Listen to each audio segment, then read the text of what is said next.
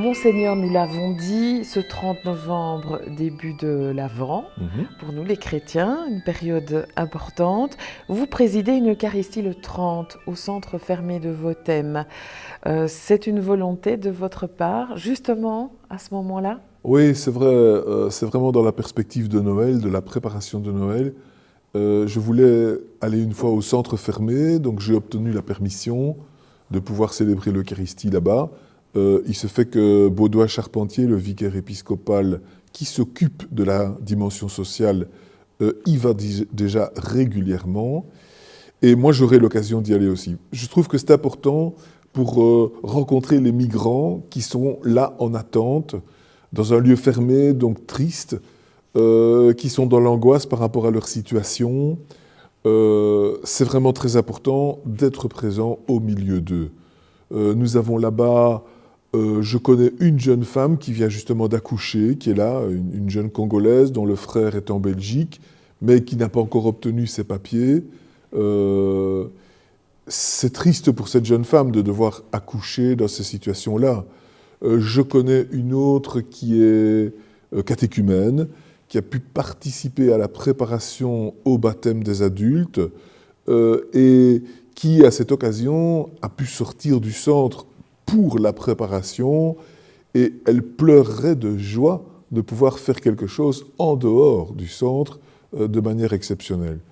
Donc, être présent à ces personnes qui sont dans des situations d'attente, parfois insupportables, c'est vraiment très important. Et le faire dans le cadre de l'Avent, le moment de l'espérance, le moment qui oriente notre regard vers Noël, le moment qui nous met en communion aussi avec les pauvres. Jésus naît pauvre, et le peuple d'Israël dans lequel il naît, c'est une histoire d'un peuple pauvre. Donc, pauvreté le moyen, mais en même temps, espérance, quoi. Et je crois, pour ça, c'est important d'être là.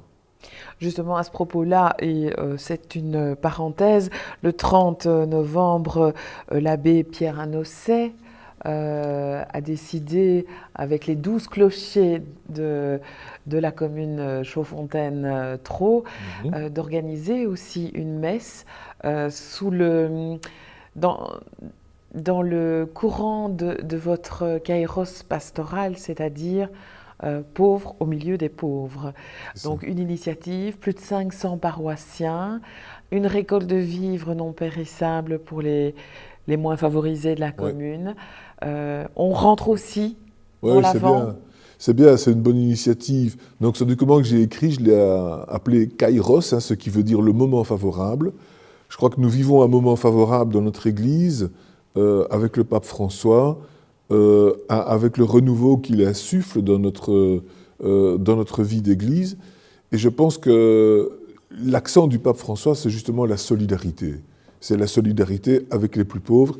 Et donc, vive la foi, pas simplement de manière, on va dire, intellectuelle ou même, je dirais, liturgique, mais aussi de manière active, quoi, comme un service. Et ça, c'est important de pouvoir le faire ensemble. Oui. Toujours l'actu dans notre diocèse, c'est le 29 ici, avec l'inauguration du carillon de Saint-Barthélemy et le 60e anniversaire de la paroisse de Grivnier-Belle-Flamme. Deux rendez-vous importants. Oui, c'est vrai. Alors, le carillon, figurez-vous, il faut se rendre compte que c'est une odyssée, puisqu'il s'agit du carillon du XVIIIe siècle de l'abbaye du Val-Saint-Lambert. C'était une abbaye de cisterciens, située le long de la Meuse, et puis devenue cristallerie après la Révolution française, vu la sécularisation du monastère.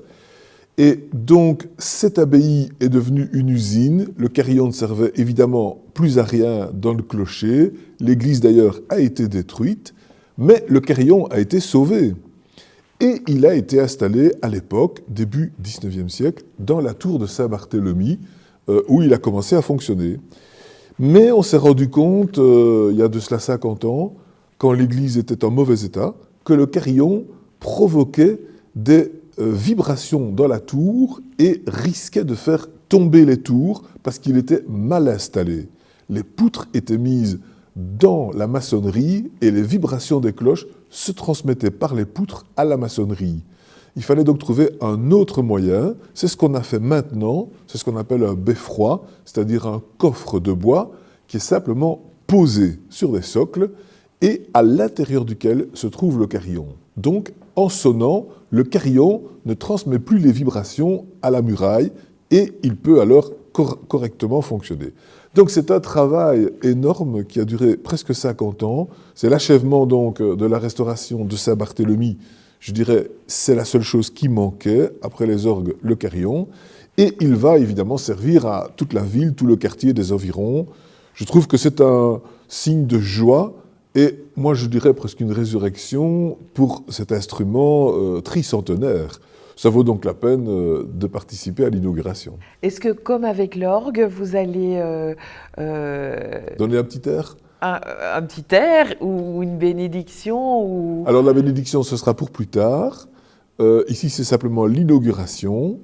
On fera une bénédiction dans le cadre du millénaire de Saint-Barthélemy et de Saint-Jacques d'ailleurs, l'année 2015.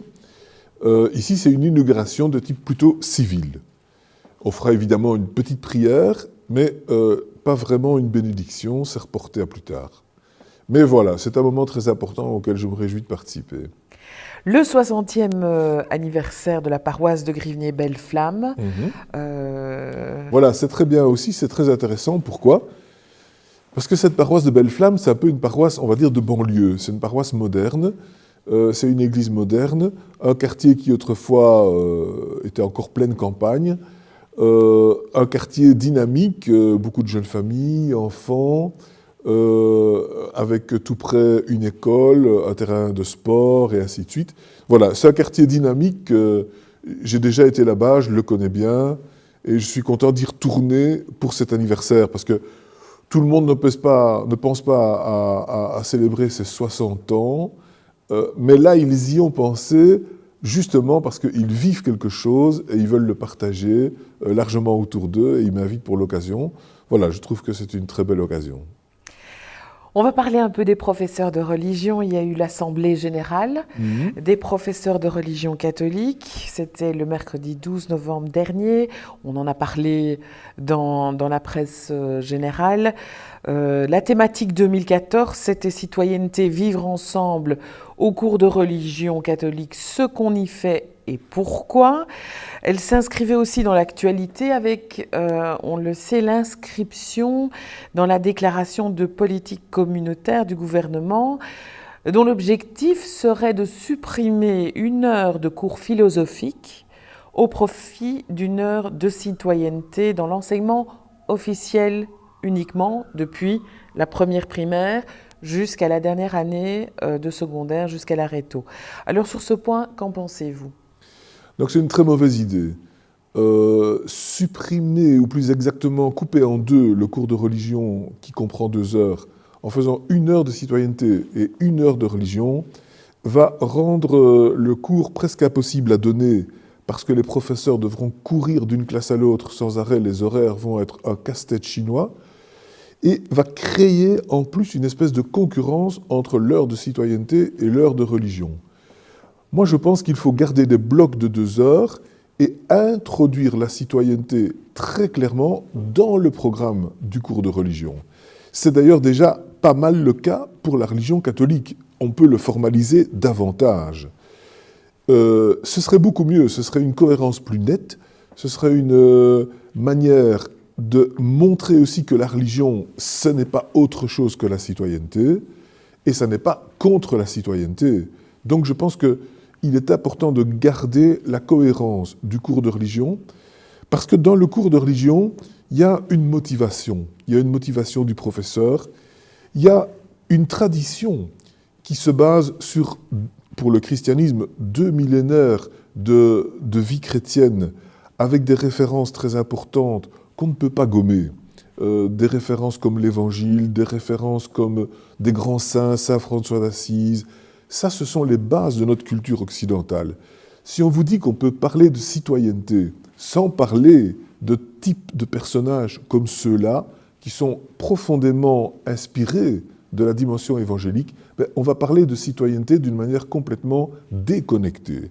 Moi, je pense qu'il faut parler de citoyenneté à partir de notre expérience sociale et religieuse qui est constitutive de notre culture. Vouloir évacuer la dimension religieuse de la citoyenneté, c'est comme vouloir se priver d'une langue ou des mots d'anglais pour parler l'anglais. La citoyenneté, elle est construite en particulier par le message chrétien.